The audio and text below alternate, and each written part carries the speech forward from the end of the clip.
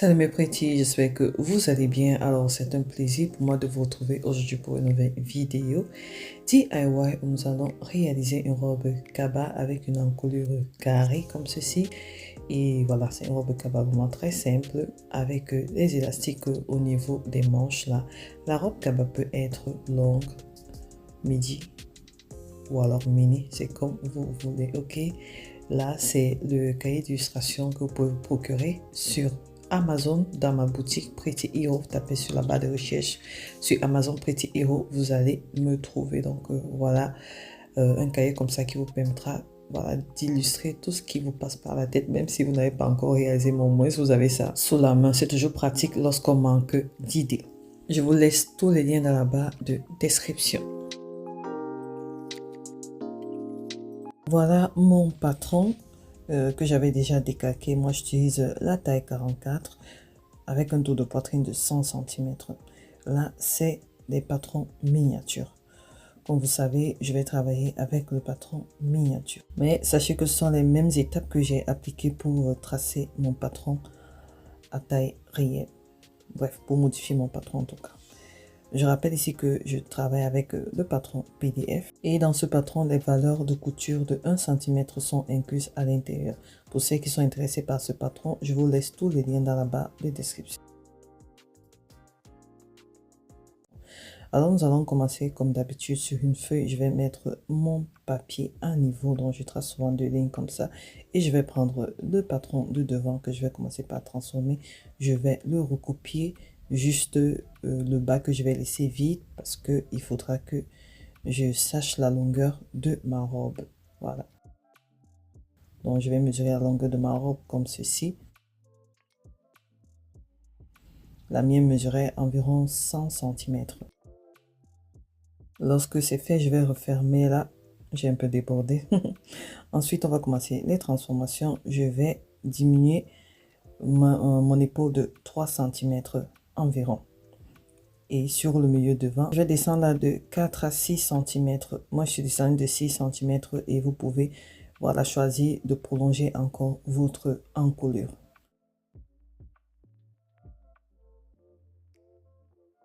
Donc là, j'ai relié les deux points comme ceci pour avoir un angle droit. Et pour éviter que ça baille un peu à ce niveau, je suis rentré de 2 cm. Ici, il faudra rentrer entre 1,5 maxi 2 cm que je vais relier à la. Donc voici, cette ligne n'existe plus. Voilà la nouvelle encolure. Ensuite, je vais mesurer la courbe de mon emmanchure comme ceci, que je vais diviser par 2. Je vais marquer le point là et je vais tracer une ligne qui va aller rejoindre le milieu devant. Vraiment une ligne droite. Mais cette ligne, voilà, c'est pas obligatoire. Moi, je ne voulais pas que ça soit vraiment très droit là. Donc, c'est un peu marqué en interrompu. Je vais redescendre là de 4 à 5 cm. Ici, c'est optionnel. Donc, je descends là. Et à partir de ce point, je vais joindre, voilà, au niveau de mon emmanchure comme ceci. Et je retrace avec une règle courbée. Voilà, nous avons notre empiècement de robe cabas. J'essaie de renforcer avec le crayon de couleur pour juste vous montrer l'empiècement de devant. Donc voilà ça.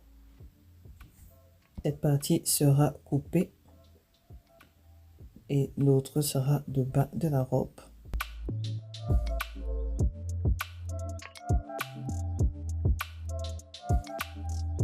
On va faire pareil pour la partie de dos. Je vais commencer déjà par recopier tout le patron comme on a fait. Je vais placer la longueur voulue de ma robe et je vais terminer mon tracé comme ceci.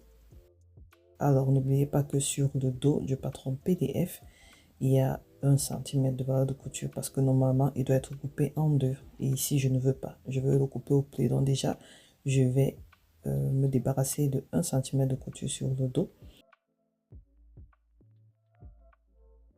Et sur l'épaule, pareil, je vais utiliser les mêmes mensurations. Donc, pour aller vite, juste prendre comme ça et voilà, délimiter ou pareil, moins 3 cm.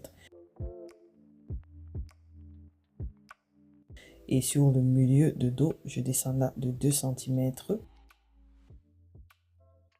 Et je retrace mon encolure de dos comme ceci.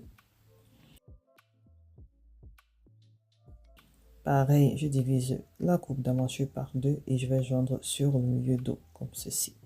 Alors ici, j'ai laissé mon trait droit, comme vous pouvez voir, comme vous pouvez voir.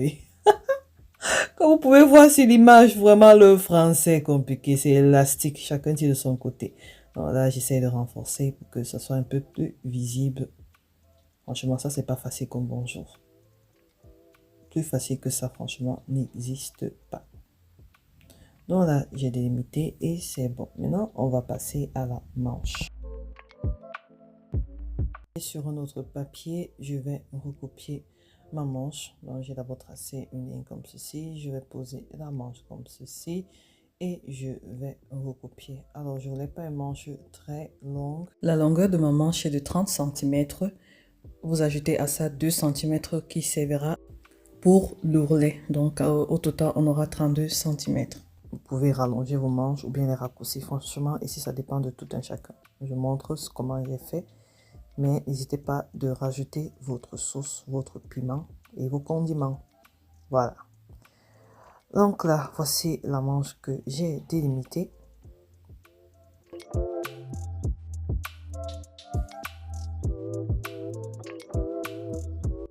Je n'oublie pas de marquer la différenciation entre la manche de dos et la manche de devant. C'est très important, surtout lorsqu'on va aller coudre. Voilà. Donc, je vais couper le tout comme ceci. Et comme je voulais rajouter un peu de volume au niveau de la manche parce que je voulais placer l'élastique, je suis remontée là de 6 cm. Donc 6 cm, je suis remontée là. Je voulais vraiment rajouter le design que vous voyez là en photo. Donc je suis remontée à 6 cm, j'ai tracé la ligne comme ceci. Mais sinon ça, ce n'est pas obligatoire. Donc ça aussi c'est optionnel. Et pour ajouter de volume, si vous avez vu ma vidéo sur la robe à front, c'est le même principe que je fais ici là. Donc je vais diviser la manche comme ceci en deux. Et sur un autre papier, je vais tracer une ligne comme ceci. Et je vais placer la manche comme ça. Et je vais rajouter du volume. Minimum 5 cm, maximum 10 cm.